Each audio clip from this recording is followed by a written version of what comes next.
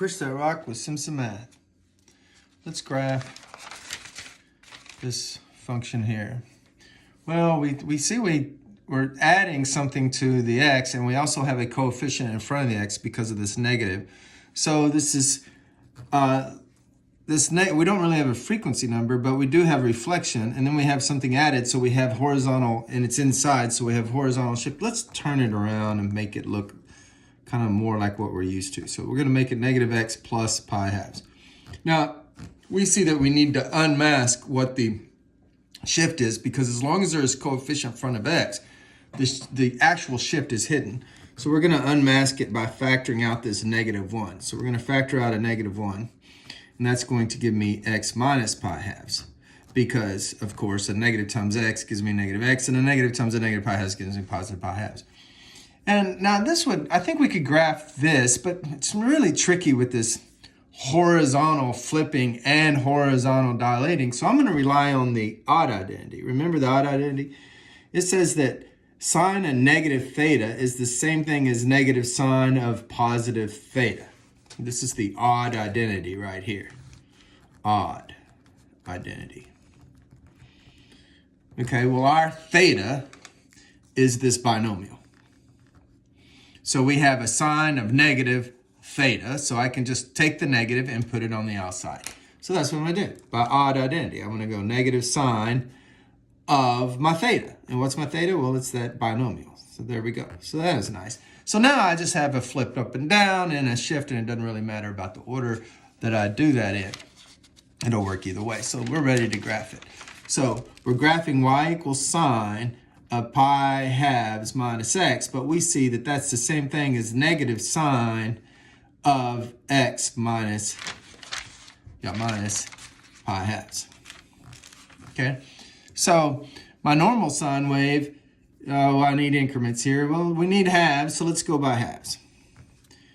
Pi and 3 pi halves, and then over here is negative pi halves and negative pi and negative 3 pi halves. Okay, and so normally we could go from negative pi, then at negative pi halves sine is negative 1, and then is 0 sine is 0 sine of pi halves. So normally if you're just graphing a regular old sine wave, just regular old sine of x, that's what it looks like.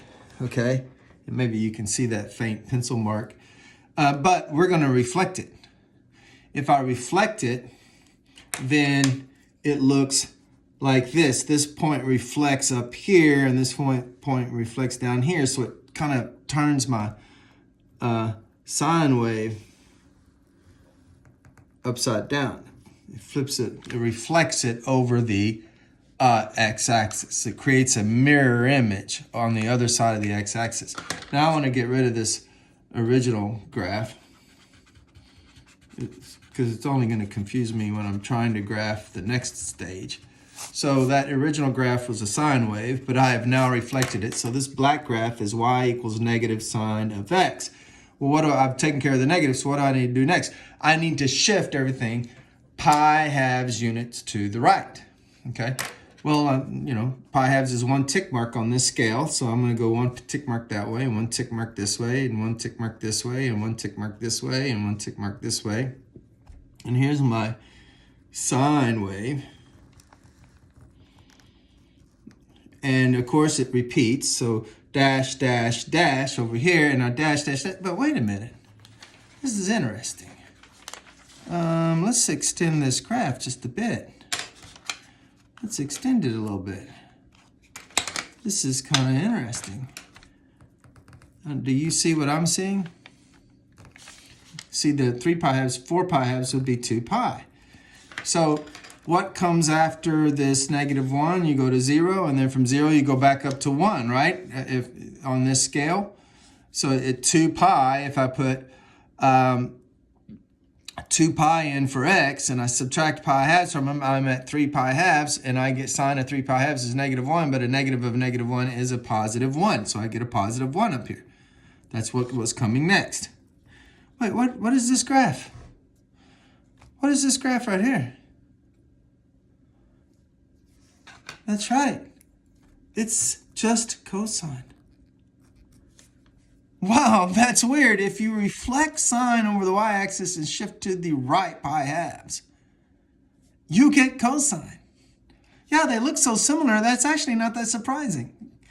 So we call this the cofunction identity. Cofunction identity. Sine of pi halves minus x is cos. And of course, cos of pi halves minus x is equal to sine. Okay, if you did the same thing to the cos function, you'd end up with the sine function. Interestingly, if you did the same thing to cosecant, you will get secant. And if you did the same thing to secant, you get cosecant. And interestingly, if you do the same thing to tangent,